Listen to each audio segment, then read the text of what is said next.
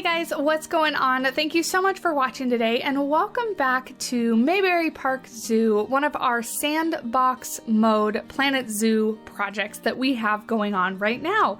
Isn't that a mouthful? But we have created Mayberry Park Zoo a while ago, and it's been a little bit since we've been in this project, which I feel like is my usual MO as of recently. It's been a little while since, and it's been a little while since we've done that, you know. I got sick for 3.5 weeks, and, you know, life got in the way. I went on vacation. I'm slowly getting back to it now, though. I'm feeling much, much better, despite the fact that my allergies have just been through the roof the past couple days, but I'm not actually sick anymore, which is fantastic. But getting back to it, so I finally found a couple hours to build this last week or so. And today we're building a meerkat habitat, if you couldn't have told by the title or the thumbnail of the video. We're building a meerkat habitat, and we're starting off by building actually not anything that has to do with the meerkat habitat. We're actually starting off with what will be a little ice cream stand, or a little ice cream building. So this little building here, I actually, for the first time, despite many different people telling me that I should do this, I actually went to Google Maps and I went to the satellite view, and then I set down that little person and I went to the street view and I just walked around the Cincinnati Zoo. Because when you Google stuff like zoo food or zoo food building and stuff like that, you really don't get pictures of these tiny little stands that are here and there, like the little pretzel carts and ice cream and hot dog stands and stuff like that. I feel like you just don't get a lot of those pictures when you just try Googling it, but if you go down and actually walk around inside a zoo, you can see these little things that are kind of sprinkled here and there. So I decided that we were going to start with building something like this because in Mayberry Park Zoo especially, but in my projects overall, I'm really trying hard to push myself with my creativity and with what I can do with these build pieces. We're given so many pieces at this point in Planet Zoo's life, right? We've had so many DLCs, so many new pieces added, and we just have so many pieces in general, and so many small pieces, so many things we can make creative stuff out of. And so I decided to really try to push myself in getting very custom. So I really wanted to make this little building, like the one that I saw in the Cincinnati Zoo, have not just 4 sides to the building. What is this? 1, 2, 3. Oh, I got rid of them. Anyway, it's a hexagon or something like that. Octagon. I don't really know how many sides it has because I didn't count them, but you can. And so we end up, actually, I think it's an octagon. I think it has 8 sides. My point being is I didn't want it to just be a 4-sided box. I wanted it to have a little bit more shape, a little bit more interest to it. And when you go to roof those kind of things is the biggest pain and where I struggle the most. So that's why I started off with trying to make the roof, because I knew that was going to be the hardest part for me. But I ended up using, as you can see, those little pieces that came with the Australia pack, those wooden beam pieces, which are some of my favorite pieces in the game as a whole. Just hands down some of my favorite, because I love the wood tones of them. I love the textures and kind of like the kind of rough texture that it has to it. It's not like a perfectly sanded, perfectly planed piece of wood. It's got some texture and some movement, I guess, or not movement. That's not the right word, but you get what I mean. A little bit more rustic feeling of a piece of wood. Anyway, I wanted to use that because that comes with a teeny tiny piece that you can meet up in the middle, because with these roofs, the custom ones, my struggle is always making sure that they can meet up at the tip, and having a piece that's too big to fit in that little part of the triangle is a really common problem I have. So once I realized that I could use these little Australian pieces, I was kind of good to go. So you can see we finished up the roof here, and now we're working on the wall. Now the wall is going to be pretty simple, and I do end up making it look like the ice cream stand is closed, because although I am trying to push myself, get more creative, you know, push the boundaries just a little bit, interiors are not something I'm quite ready for. I really didn't want you to have to see the inside of this building, because I do have things that kind of push through, like this little gorilla sign that we're using. This one, you can actually see the gorilla pattern on the inside because it's a little thicker than the plaster wall. And I didn't want to have to hide that or go inside and really get like that level of detail. So baby steps. We're improving creativity and improving details in our builds, but only very slowly. So I ended up using just it's like the animal door, like the roll-up door that ends up looking like that. It looks like a little roll-up window. So as of right now, our little ice cream stand is closed, but that is just because I didn't want to do the interior.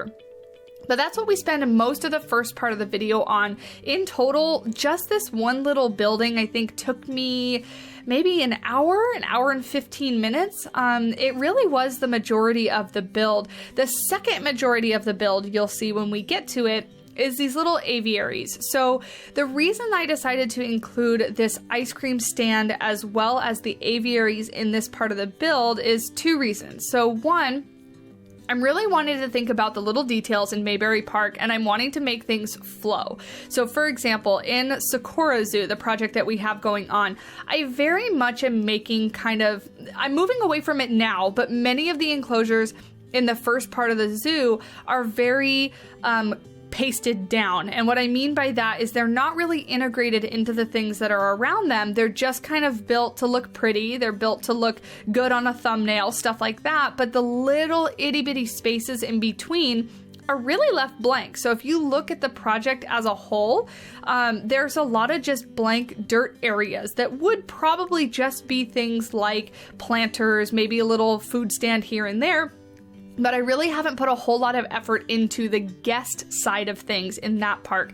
And I want that to be different for Mayberry Park. I want this park to be a completed zoo. Like when we eventually finish it, I upload it to the workshop, you can walk around, and there's not going to be a whole lot of sections that are unfinished. So that's why the majority of this build, or the first reason why the majority of this build, is this ice cream stand as well as the aviaries. The second reason is because the animal that we're adding today is the meerkat, and the meerkat habitat is pretty similar to the prairie dog habitat. And that's on purpose, not out of laziness or anything like that. We're doing maybe a little bit of laziness, but mostly on purpose, because we're doing a similar thing for Winfield Zoo right now, our franchise zoo, where we have grouped the prairie dogs and the meerkats together with the same backstage building because they're animals that would have similar care requirements. And so oftentimes in zoos, you do see these animals grouped together because the keepers have certain knowledge on how to care for like certain groups of animals, right? You have your carnivore keepers, some bird keepers, some elephant keepers, stuff like that. And then they oftentimes have these animals really close together because they share really similar needs, and the people that would take care of them have the expertise to take care of multiple species of kind of the same groups. Anyway, so I decided to make the meerkat habitat right on the other side of the prairie dog habitat, which was the original plan. But because of that, I wanted to make it look like it was built at the same time, right? So the zoo built these two habitats at the same time using the same build materials and probably the same architect. So it would look very weird if we did the prairie dog habitat in one style and then the meerkat habitat was like completely different but also attached to the same building, right? It would just look kind of like two buildings got squished together, like with no rhyme or reason. So I very much wanted them to look the same, but I wanted this episode to be more than just kind of copying and pasting things over. Like for the meerkat habitat, you'll see we use the same kind of viewing glass. We use the same kind of back wall barrier. We use the same kind of rocks and logs and things like that. So I wanted it to be a little bit different. Excuse me. So that's the reason why. We're just almost finishing up this little ice cream stand. And at this point, I actually don't fully know that it's going to be an ice cream stand yet. I knew it was going to be some sort of food, but I didn't know if it was going to be ice cream or hot dogs or coffee or whatever it might be. Again, I did toy around with putting an actual little, what are they called? The little tables in the inside there to make it actually usable. But in the end, I really didn't want to mess with the interior at all. So that's why I just made it look like the little, what is that called? Little roll-up door is closed so that the little stand is closed. End up throwing it right here because I think it's a really good placement where the path kind of splits, and we're gonna walk kind of up a little bit of a hill around to the meerkat area, which we'll start in just a minute. Well, after we do the aviaries, actually. Oh, or just kidding. I don't remember what I did in what order. We're working on the meerkat habitat now, but you can see I'm just kind of copying and pasting what we used for the prairie dogs and making the meerkat habitat on this side. Now, you can see that I did use those little climbing frames and structures that actually came with the Europe pack for animals like the lynx. The meerkats don't in any way use them, but I like to imagine that if this was a real life habitat, that they totally would, that they would use them kind of like they use rocks to maybe go up on top of, get a little bit more of a lookout from. And my idea was that maybe this habitat was not originally used for the meerkat. It was used for some other animal that liked, you know, the climbing things, but they since have not had those animals in this little habitat. They've put meerkats in them, and those things just kind of remain. And it was also my way of just making the prairie dog and the meerkat habitat just a little bit different and giving the meerkat habitat a little bit more, just a little bit more height. What I struggled with both the prairie dog and the meerkat habitat is they're obviously very small animals. They're very low to the ground, and everything that they need in life is very low to the ground. So there's not a lot of like interesting things happening going up in height, right? So I wanted to use those little climbing structures as a way to bring things up off the ground just a little bit, so that gives a little bit more interest. But other than that, you can just see kind of copying and pasting these logs and rocks and grass over to the other side. Going to be a very similar looking habitat, and pretty easy. So this part of the build really only took maybe 30 minutes or so. One of the major things that I did do, which I'm going to start now, is thinking about it that I kind of thought that the walls needed a little bit more security. Especially because I put that rock down that you're looking at right now just to the right of this little wall. And I thought, you know, the meerkats could totally get up there. They could probably climb those log pieces and get into the prairie dog habitat and vice versa. So let's put a little bit more security in here. So I end up redoing these walls and then using them around the entirety of the habitat just to make it look like there's a little bit more, like I said, security where the animals can't actually climb out. I'm trying, again, very hard to keep those little things in mind where it takes it from just being like a pretty thing to like having everything having a purpose. Like, why did I put that piece there? Why did that rock go there? Why did that enrichment go there? Stuff like that is really trying, I'm really trying hard to think about that and take everything into consideration. I will say having the habitat doors really close to one another, you can see them right there in the building. I ended up having to extend the building just a little bit because habitat doors do not like being that close to one another, and it was giving me a headache. I don't think that I did it with the actual footage, I don't think I did it with the actual footage. I ended up pausing it and figuring it out off camera because it just, it took me so long, and it's such a frustrating thing when you have to deal with the paths or the barriers and stuff like that.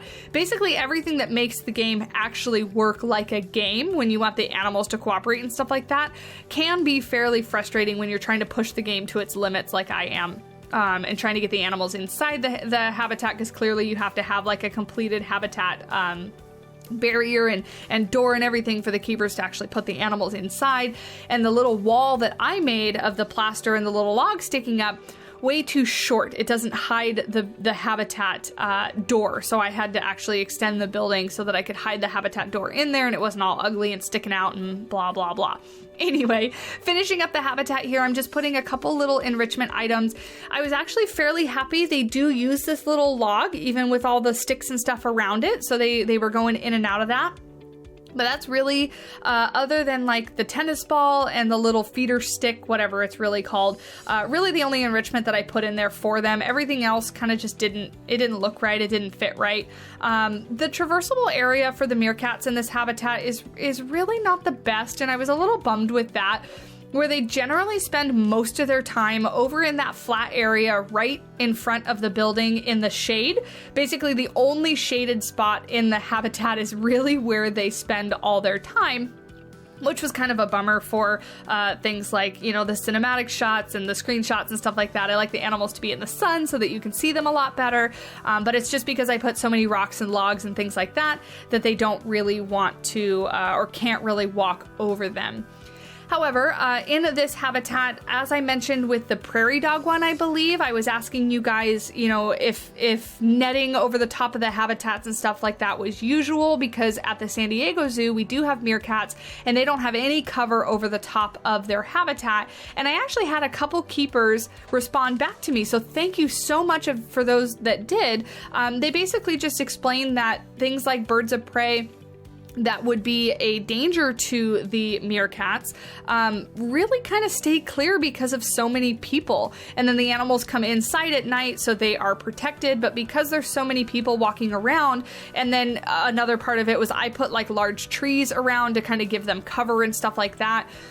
Really help to protect them and keep them safe, and that they really are kind of self-sufficient in that way, where they don't like absolutely require netting over the top of their enclosure to keep them safe. So again, thank you so much for those of you that did answer that are actual keepers. One of you guys, I believe, did say you were a meerkat keeper, so you were used to working with them and familiar with their enclosure. So I really appreciate feedback like that when it comes to people that actually do work in zoos. I've said a couple times here on my channel, I do work with animals. I don't work in a zoo. So I work with very domestic animals. Anything that you can legally own as a pet is really what I work with. Now, I do have some exotic animals, like things like alpacas and stuff like that, various different types of large parrots and large lizards and things like that.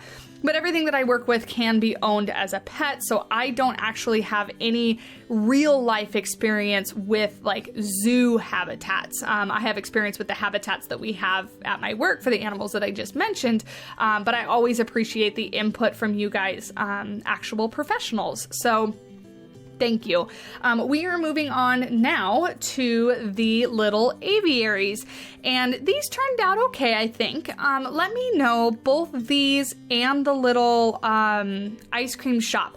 Very easy things to go ahead and put up on the workshop. So if you're interested in that, please do let me know. I'll see what I can do about getting those up sometime in the near future.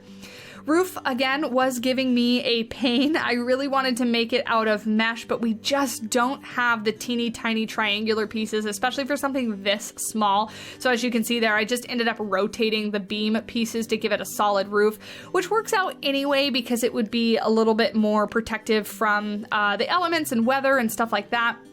And then just using these kind of dead trees to make it look like there's some branches. We end up throwing some ropes in there to make it look like there was stuff for the birds to perch on. Basically, this is going to be like maybe a kookaburra, or maybe a macaw, or maybe, you know, some other form of bird that's just one of those animals when you're walking by you kind of just get to look at as you're walking around the zoo. The little tiny filler animals, I guess. And those are what I want more of, really, in Planet Zoo. If I had to say, like, my biggest wants are these tiny little filler animals, because no zoo is just like keystone animals here, there. You know, you're walking around and it's like lion and then tiger and bears. Oh my, you know, that kind of thing. You saw that coming when I said lions, tigers, and bears. But anyway, that's not how zoos are really set up. They have all these teeny tiny little animals that you just like happen to see because you're walking past them. So that's what I really want to include in Mayberry Park, because again, thinking about those details and stuff like that. Very, very happy talking about details. These tiny little hinge pieces that I'm using came with the Europe pack. Love the little pieces that came with the Europe pack.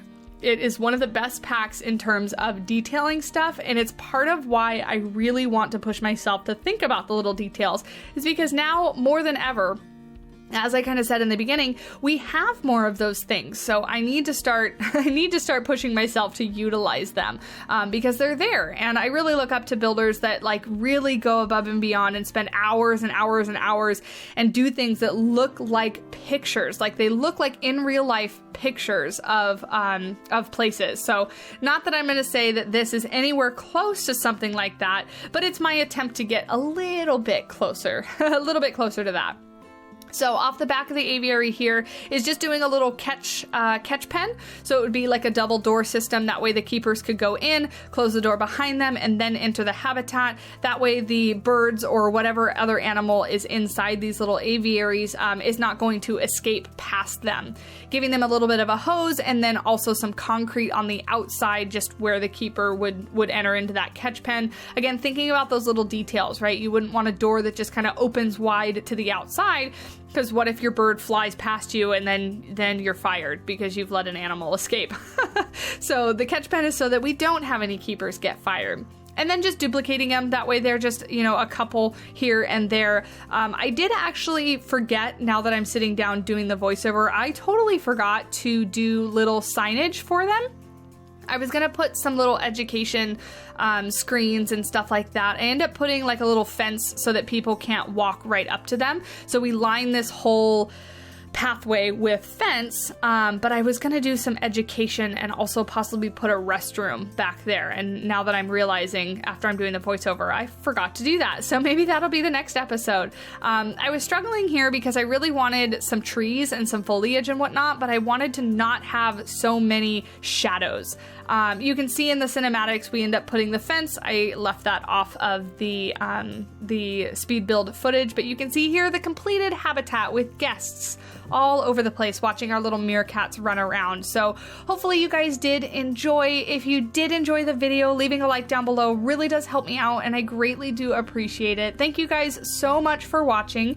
If you want to follow me elsewhere, I'm on Twitter, Discord, Instagram, and TikTok. All those links are down below in the description as well.